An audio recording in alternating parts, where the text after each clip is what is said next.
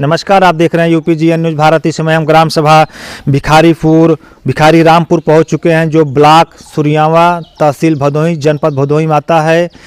यह जो ग्राम सभा है भिखारी रामपुर 392 विधानसभा क्षेत्र के अंदर आता है और यहाँ के नवनिर्वाचित प्रधान जी हैं अनीता यादव जी हैं, जो प्रतिनिधि के रूप में उन्हीं के घर के भैया आप देवर लगते हैं। हाँ, उनके देवर जी हैं समर यादव जी हैं, जो विकास कार्यों को देखते हैं, विकास कार्य करते हैं ग्राम सभा में। इनके ग्राम सभा में कुल वोट की संख्या लगभग 2600 के लगभग है और इस बार पंचायती राज के चुनाव में इनके बूथ पर 1600 के लगभग इनके बूथ पे वोट पड़ा था और 700 के लगभग इनको वोट मिला था। लगभग 55 से 60% इन्हीं को वोट मिला था। युवा थे, युवा देखते हुए, इनकी विकास की भावना को देखते हुए, इनके व्यवहार को देखते हुए ग्राम सभा के लोगों ने इनको 700 वोट, लगभग 60% वोट इनके पक्ष में किया। आइए जो यहाँ के युवा प्रधान प्रतिनिधि हैं उनसे खास विकास के मुद्दों पर हमारी बातें होंगी। भैया नमस्कार, आपका UPGN न्यूज़ भारत में स्वागत है। सर, आपको ग्राम सभा के लोगों ने 700 के लगभग वोट देकर इस बार चुनाव जिताया, तो आप ग्राम सभा के लोगों को क्या संदेश देंगे? सबसे पहले तो हम अपने प्यारे ग्रामवासियों को सादर प्रणाम करता हूं और साथ साथ धन्यवाद देता हूं कि वो हमको इस लायक समझे और विकास कार्यों के लिए हमको चुने। और साथ ही मैं आपका भी धन्यवाद देता हूं कि आप हमारे ग्राम सभा में आएँ और ग्राम सभा के मुद्दों को उठाने के लिए और हम जैसे जो है कि नवनिर्वाचित ग्राम प्रधान और प्रतिनिधि की बातों को सुनने के लिए यहाँ तक आए हैं। हमारे गांव की बातों को आप आगे बढ़ाएंगे, इसलिए आपको मैं बहुत बहुत धन्यवाद करता हूं। और मैं अपने ग्रामवासियों का सादर नमन वापस फिर से करता हूं और क्यों इस लायक हमको समझे हैं। मेरा एक स्लोगन भी है कि आपका प्रधान आपके द्वार। मैं लगभग अपने ग्रामवासियों के हमेशा समीप रहता हूँ। मैं बहुत ज़्यादा कोर्ट कचहरी या फिर ब्लॉक बहुत ज़्यादा चक्कर नहीं लगाता हूँ, काम करता हूँ, लोगों के बीच रहता हूँ, क्योंकि काम ही हमको आगे बढ़ाएगा, हमारे ग्राम सभा को भी आगे बढ़ाएगा। जी सर, आपको 8 महीने लगभग प्रधान बने हो गया, तो सर गांव में कुछ विकास कार्य भी स्टार्ट हो गया है कि भी थोड़ा बहुत स्लो चल रहा है? हमारे ग्राम सभा में विकास कार्य चल रहे हैं। जैसे कि हमने कुछ बीच में कोविड की वजह से कुछ अवरोध थे, जैसे कि उस समय साफ़ सफाई के कार्य हो रहे थे और कुछ पंचायत भवन को लेकर भी कुछ क्या होता है कि जब तक पंचायत भवन नहीं बनेंगे तब तक और विकास कार्य नहीं कर सकते हैं। तो हमने पंचायत भवन का निर्माण कार्य प्रारंभ कर दिया। वो लगभग ख़त्म होने वाला है, मतलब कंप्लीट होने वाला है। इसके बाद हमने विद्यालय के अपने प्राथमिक विद्यालय के कायाकल्प को जो है कि वहाँ इंटरलॉकिंग और इसके बाद वहाँ टाइल्सीकरण और जो छत, इसके पहले जो छत की व्यवस्था थी बहुत बढ़िया नहीं थी, उसको मैं मरम्मत भी कराया और अभी उसका बाउंड्री वाल करना है। अब ये फिलहाल भी सामने चुनाव है विधानसभा का, जिसमें संभव होना नहीं पाना। इसके बाद हम मार्च के बाद जैसे कंप्लीट होगा, चुनाव ख़त्म होंगे, इसके बाद हम जो है उसका बाउंड्री वाल करेंगे।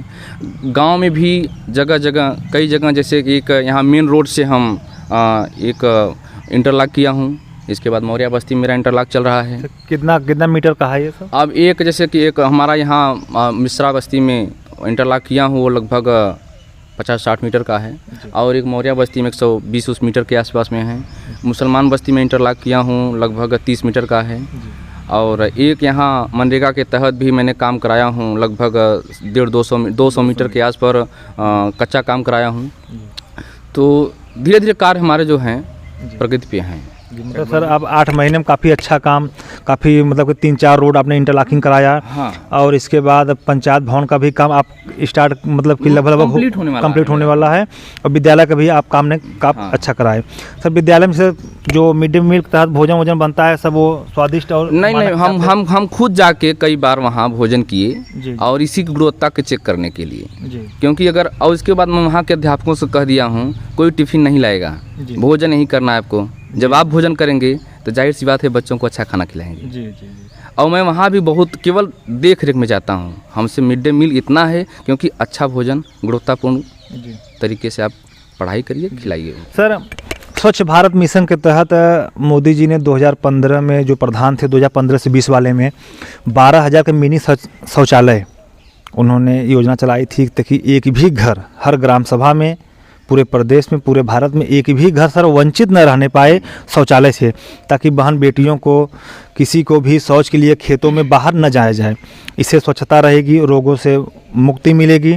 तो सर आपके ग्राम सभा में मिनी शौचालय की क्या स्थिति है? अब हम इस समय जो है हमारे एक पंचायत सहायक नियुक्त हुए हैं। मैं उनको इसके लिए कह दिया हूं कि आप पहली बात आप डोर टू डोर जाके इसका एक सर्वे करिए, जिनका भी अगर नहीं बना है हमको उसकी रिपोर्टिंग करिए, उसका भी शौचालय बनवाया जाएगा। इसके पहले हमारे ग्राम सभा में लगभग 400 के आसपास जो है शौचालय आए थे, उसकी स्थिति हम चेक करा ले रहे हैं, फिर उस पर हम आपसे जी सर 2022 तक जिनके पास कच्चे मकान है, मढ़ा है, टीन सेट है, झुग्गी झोपड़ी है, गरीबों को गांव में उनको भी आवास की बातें हुई थी कि 2022 तक काफ़ी हद तक आवास मिलेगा सभी को। सर आवास मतलब आपके ग्राम सभा में कितना आवास बना है, कितना आवास अभी और मिल जाए सरकार के माध्यम से? आप युवा प्रधान हैं, आपके माध्यम से, ताकि गाँव में गरीबों को छत मिल जाए। हाँ जैसा है ना कि यहाँ हमारे यहाँ इसके पहले जब मैं प्रधान बना तो कुछ लोगों का आवास जो आया है, मैं उसको आबाद रूप से मैंने कहा कि सबका जो है आवास बनना चाहिए, किसी का आवास किसी भी कीमत पर कटना नहीं चाहिए। हाँ, क्योंकि मैं चेक भी किया कि काफ़ी लोग पात्र ही थे, कोई ये पात्र व्यक्ति नहीं था। और इसके बाद अभी उनको लेत लपेटी हो रही है, इसको तुरंत आ जाना चाहिए अब तक, क्योंकि लगभग 42-44 आवास अभी पेंडिंग पड़े हैं जो कि बनने के लिए हैं। इसके बाद भी कुछ अभी ग्राम में जो है कि सर्वे होना चाहिए, और उसका भी करा रहा हूँ, क्योंकि शायद है कि चुनाव के बाद भी फिर से जियो टैग होगा आवास का, फिर जो उसका टारगेट रखा जाएगा, तब भी हमको लगभग 50-60 आवास इसके बाद जो लिस्ट हमारी है 40-42 की, इसके बाद 50-60 आवास अगर और आ जाएंगे तो आवास का जो है काफ़ी हद तक हाँ हो जाएगा, राहत हो जाएगा सर। जी सर हर ग्राम सभा में कुछ न कुछ जटिल समस्याएं होती हैं, जो कि काफ़ी हद तक काफ़ी समय से जो प्रधान रह चुके हैं, आज से 10 साल पहले, 5 साल पहले, 20 साल पहले, वो लोग हल नहीं कर पाए हैं। इससे काफ़ी मुद्दाएं रहती हैं। और सर आपके भी ग्राम सभा में कुछ न कुछ समस्याएं ऐसी हैं जो कि आज तक कोई प्रधान न हल किया हो, आपके माध्यम से वो हल 5 साल का समय मिला है, 5 साल में बातचीत के माध्यम से या प्रशासनिक अधिकारियों के माध्यम से या जिलाधिकारी के माध्यम से कुछ समस्याएं ऐसी हैं जो कि जो हल हो जाए और ऐतिहासिक चीज़ हो? हाँ, बहुत सी हमारे यहाँ विवाद का विषय है। यहाँ बहुत ऐसे कार्य हैं जो पिछले के प्रधान जानबूझ के भी नहीं करना चाहें, और जैसे कि तालाब का मसला हो, और वो कुछ लोग अतिक्रमण किए हैं, और या फिर जो ग्राम समाज की ज़मीन है, जैसे कि अभी हमारे क्षेत्रीय लेखपाल जिन्होंने एक पानी टंकी के लिए ज़मीन आवंटित किया, वो ऊसर खाते की ज़मीन है, 4.5 बीघा 5 बीघे के आसपास पड़ता है। उसमें कुछ अराजक तत्व टाइप के लोग, भूमाफिया टाइप के लोग जो है उस पर कब्जा कर रहे हैं। उसके पहले खाली पड़ा था, अब जोतने बोने लगे हैं। तो इस पर जिलाधिकारी महोदय से मैं मिला हूँ, और इसके बाद इस मसले पर 2 बार मिला हूँ। मैं पानी टंकी वहाँ लगवाने के लिए प्रयत्न कर रहा हूँ, और वहाँ लगवाऊँगा भी, क्योंकि वो जो है कि जल है तो कल है, एक स्लोगन के साथ माननीय प्रधानमंत्री महोदय जी हमारे जो है कि सब ग्राम, जितने ग्राम सभा है, हर ग्राम सभा में जो है कि एक पानी टंकी लगवाने का योजना चल रही है। तो उसी परिप्रेक्ष्य में मैंने वहाँ हमारे लेखपाल ने दिया, लेकिन कुछ लोग को अच्छा नहीं लग रहा है, जो हमारे अपोजिशन के लोग हैं, उनको ये बात हजम नहीं रही कि इनके कार्यकाल में इतना तेज़ी से जो विकास हो रहा है उनको पच नहीं रहा है। सर योगी जी, मोदी जी महीने में 2 बार राशन भी बांट रहे हैं ग्राम सभा में। सर गरीब, अति गरीब भी लोग रहते हैं, किसी के पास 10 बीघा ज़मीन है, किसी के पास 10 बिस्से भी नहीं है, किसी के पास 10 धूर भी नहीं है। ऐसी स्थिति गांव में रहती है, क्योंकि गांव में सर हर जाति हर वर्ग के लोग रहते हैं। तो सर आपके ग्राम सभा में राशन वितरण जो भी कोटेदार होंगे, सर राशन वितरण एकदम सही से होता है कि उसमें भी कुछ धांधली होती है कि पात्र अपात्र को देखकर राशन वितरण किया जाता है? क्या कह सकती है? नहीं, हमारे यहाँ जो कोटेदार हैं उन्होंने जो भी डायरेक्शन मिला है ऊपर से, वो राशन वितरण बहुत अच्छे से कर रहे हैं। हमको तो नहीं, जैसे मैं ग्राम प्रतिनिधि हूँ, यहाँ पे कुछ लोग बैठे भी हैं गांव के, नहीं अगर यहाँ भी कोई दिक्कत नहीं है। हाँ, कभी कभी मतलब कोई नेटवर्क प्रॉब्लम हो जाता है, किसी को 2-3 बार जाना पड़ जाता है अंगूठा लगाने के लिए, वो कुछ बायोमेट्रिक है, नहीं हो सकता है दौड़ते हैं, लेकिन जानते हैं उसमें क्या है, कभी कभी क्या है कि अब राशन उनको सबको मिल रहा है। हाँ, कुछ लोग हैं जो अपात्र हैं और तब भी राशन ले रहे हैं, कुछ सक्षम लोग हैं। हाँ सक्षम हैं, वो भी राशन बेच रहे हैं। ऐसे लोगों को मैं चैनल के माध्यम से कहूँगा कि गरीबों का राशन न खाएं, उनको स्वतः जो है हम कार्रवाई करें, उसके बगैर वो राशन कार्ड से अपना नाम कटवा के गरीबों को दे दें। जी हाँ, किसी जो पात्र हैं, जो हाँ, गरीब चाहे हैं, अंत्योदय कार्ड उनको के मिले। धारक हों, जी चाहे अंत्योदय कार्ड के धारक हों और चाहे पात्र गृहस्थी के कार्ड के धारक हों, जो अपात्र लोग हैं उनको अपने से ही स्वतः इसको संज्ञान मिले और गरीबों के लिए उस राशन कार्ड से अपने को निरस्त कराएं और गरीबों को अलॉटमेंट करने के लिए। सर, ग्राम सभा में वृद्धा पेंशन, विधवा पेंशन, विकलांग पेंशन, ये 3 पेंशन बहुत मान्य होता है। वृद्धा सर वृद्ध लोग होते हैं, विधवा औरतें होती हैं जिनके पति नहीं होते हैं, सरकार उनको पेंशन देती है। सर, तो पेंशन की क्या व्यवस्थाएं हैं, मतलब कि पेंशन सभी का आता है कि पेंशन के लिए लोगों को भागदौड़ करना पड़ता है, कि सारी जिम्मेदारी प्रधान की रहती है कि भाई मैं प्रधान हो गया हूं, हमारे ग्राम सभा में जो वृद्धा हैं, विधवा हैं, तो उनको ब्लॉक तहसील न जाना पड़े, भागदौड़ न करना पड़े, परेशानियों का सामना न उठाना पड़े। तो इसके लिए सारा जिम्मेदारी प्रधान को होता है कि मैं अपने गाँव में कम से कम गरीबों का पेंशन बनवा दूँ। जो सरकार पैसा देती है वो पैसा उनको घर बैठे मिले, पेंशन आना चालू हो जाए। तो सर, पेंशन क्या मतलब सभी का आता है कि उसमें भी दिक्कतें हैं काफ़ी? नहीं, पेंशन सबका आता है, लेकिन तब भी मैं अपने ग्राम चैनल के माध्यम से ग्रामवासियों को एक बार और कहता हूँ, एक बार मैं सोशल मीडिया के माध्यम से कहा था, जन जन से भी कहा हूँ कि आप लोग, कुछ लोग गांव में इस तरीके के लोग हैं जो लोगों के यहाँ जाएंगे, उनसे कहेंगे कि हमारा जो है कि मैं आपका बनवा दूंगा पेंशन और PM किसान सम्मान निधि के तहत आपका काम करा दूंगा, और उनसे उगाही करते हैं।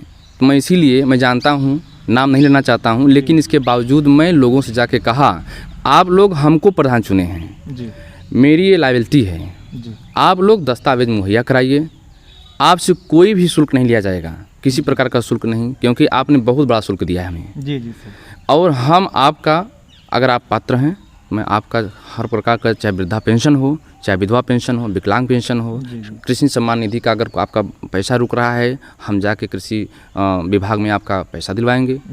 लेकिन किसी भी दलाल के चक्कर में, हमारे ग्रामवासी से मैं प्रार्थना करूंगा, वो किसी भी दलाल के चक्कर में न पड़ें, अपने ग्राम प्रधान प्रतिनिधि, अपने प्रधान से अपनी बातें कहें। मैं 24 घंटा ग्राम सभा में उपलब्ध हूँ। जी सर, इसी को देखते हुए सर, सरकार पंचायत सहायक की भर्ती हर गांव में कराई है। जो पंचायत भवन है उसका नाम मिनी सचिवालय रखा गया, वहाँ पर कंप्यूटर, लैपटॉप, सारी व्यवस्थाएं होंगी, और पंचायत सहायक वहाँ 5 घंटे 6 घंटे बैठेंगे भी, ड्यूटी के रूप में ड्यूटी देंगे। और दूसरी बात, वहाँ ताकि इसीलिए कि जो भी पेंशन संबंधी समस्याएं हैं, जो कागजी समस्याएं हैं, आपको बाज़ार न जाना पड़े, भागदौड़ न करना पड़े, दलालों के चक्कर में न पड़ना पड़े। और प्रधान जी, तो सर आप मतलब पंचायत सहायक नियुक्ति हो गई है, अभी बैठते होंगे, नहीं बैठते होंगे? नहीं, अभी हमारा जैसे पंचायत भवन, मैंने आपको कहा कि हाँ, हमारा इनकम्प्लीट है, वो 1-2 महीने के अंदर हम सब कुछ डेवलप कर लेंगे। वहाँ मैं सारी समझो जो 1,75,000 के आसपास गवर्नमेंट ने दिया है वहाँ के सर सामान खरीदने के लिए, जैसे कंप्यूटर हुए, हाँ, इस तमाम चीज़ें मैं खरीद लेता हूँ। इसके बाद, इसके पहले भी कोई सचिवालय या उस तरीके का कोई बिल्डिंग नहीं था जहाँ बैठा जाए, तो जैसे ही हो जा रहा है, सब सारी व्यवस्था मैं वहाँ कर दूँगा। वहाँ CSC के तहत लोगों को मतलब बैठा के, ताकि लोगों को जो है कागजी कार्रवाई करने के लिए कहीं जाना ना पड़े, ये सारी व्यवस्था हो जाएगी जल्द ही। सर, गरीबों का पैसा भी बचेगा, और दिमाग में सर ये भी नहीं रहेगा कि मैंने किसको दिया हूँ, किसको नहीं दिया हूँ। मैं अपने प्रधान को खुद दिया हूँ, और प्रधान मैं ऑफिस में जाकर मिल सकता हूं रोज़। इसीलिए सर, कार्यालय गांव में ही कार्यालय खुल गया है, ताकि लोगों की समस्याएं दूर हो सके। सर, अब थोड़ा सा हमारी आपकी चर्चा होगी चुनाव पे। अभी विकास पर चर्चा हो रही थी, अब चुनाव चर्चा सर यह है कि सामने 2022 में विधानसभा का चुनाव है उत्तर प्रदेश में। पूरे भारत देश की निगाह सर उत्तर प्रदेश पे है। उत्तर प्रदेश सर की निगाह यहाँ होती है किस लिए कि यह बहुत बड़ा प्रदेश है, 403 विधानसभा सीट है, 80 लोकसभा सीट है। यहाँ पे जो सरकार बनाता है उसकी सरकार केंद्र में भी बनने की चांस 90% हो जाती है। आप एक गांव के मुखिया हैं, सभी पार्टियों की सर यह निगाह रहती है कि गांव से ही वोट अच्छी निकलती है, क्योंकि 70% भारत देश में गांव की आबादी है, 30% शहर की आबादी है। तो सर, इस प्रकार गांव से वोट की संख्या अच्छी निकलती है और गांव से ही सरकार बनाई जाती है, और गांव से वोट मिलता है प्रधान जी के माध्यम से, क्योंकि गांव के मुखिया प्रधान होते हैं, मालिक होते हैं, और जब मालिक जिधर इशारा करेंगे गांव के अधिक से अधिक लोग उस पार्टी के पक्ष में वोटिंग करते हैं। तो सर, इस बार क्या लग रहा है, मतलब कि बाबा जी योगी जी फिर आएंगे कि इस बार लड़ाई है, कि अखिलेश जी आएंगे कि मायावती जी आएंगे, थोड़ा सा इसके बारे में सर बताइए। देखिए, जिस समय इस हिसाब से जो माहौल चल रहा है जी इस समय सिर्फ जो है कि दो पार्टियों का लड़ाई लग रहा है लोगों को। केवल सर दो पार्टियों दो का। पार्टियों जी, कौन जैसे कौन पार्टी एक सर? समाजवादी पार्टी और भारतीय जनता पार्टी।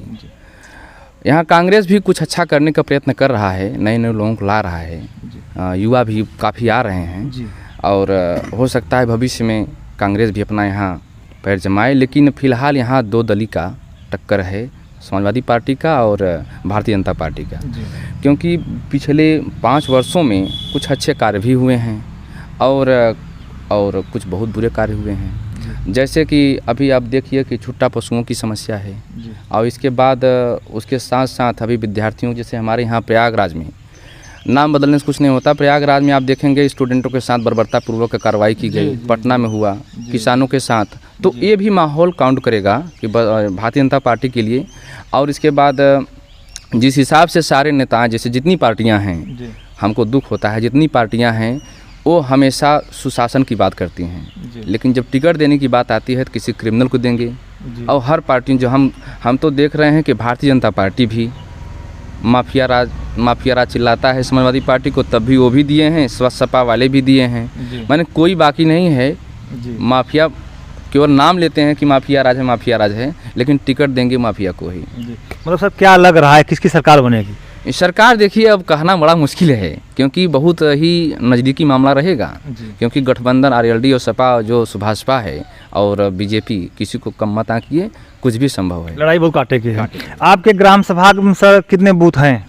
यहाँ पे हमारे यहाँ 3 बूथ हैं। 3 बूथ हैं, तो तीनों बूथ में सर कौन पार्टी का वोट सबसे अच्छा पड़ने वाला है? अब देखिए फिर वही बात है लेकिन मुश्किल कहना है, फिर भी मैं मानता हूँ यहाँ कांटे की टक्कर लड़ाई है। कांटे की लड़ाई है। यहाँ संख्या भी, यहाँ समाजवादियों का ज़्यादा संख्या है जी, मतलब कि समाजवादी पार्टी को वोट है, क्योंकि आपके वोट के लिहाज से देखा जाए। जी जी यहाँ देखिए हमारे यहाँ क्या होता है ना, सब कुछ जाति से विशेष होता है। जी हाँ, जातिगत होता ही है, पूरे प्रदेश में आप चले जाइए, जी जी हाँ जाति काउंट करती है, तो यहाँ उनकी संख्या अधिक है। ये मोदी जी योगी जी कह रहे हैं कि जाति समीकरण हम लोग तोड़ चुके हैं। नहीं, कहने के लिए कहते हैं ना, सब वो भी कहेंगे, सपा वाले भी कहेंगे, लेकिन जब कैंडिडेट उतारना होता है तो लोग उसका अवलोकन कराते हैं, तमाम प्राइवेट क्या कहते हैं संस्थाओं से सर्वे कराते रहते हैं।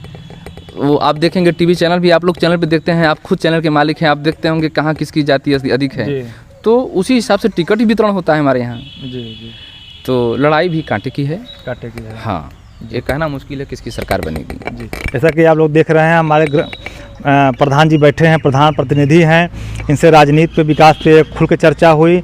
राजनीति पे खुल नहीं रहे हैं कि कौन सी सीट यहाँ किस पार्टी की निकलेगी, लेकिन इनका कहना यह है कि इस ग्राम सभा से समाजवादी पार्टी की बूथ पे वोट अच्छी पड़ने वाली है, निकलने वाली है और कांटे की टक्कर है। कोई एक तरफा चुनाव यहाँ जितना वो मुश्किल है, लेकिन कांटे की टक्कर ज़बरदस्त है पूरे प्रदेश में। हर विधानसभा सीट पे आप लोगों से विकास कार्यों पे, चुनावी चर्चा पे बात करने के लिए प्रधान जी आपका बहुत बहुत धन्यवाद।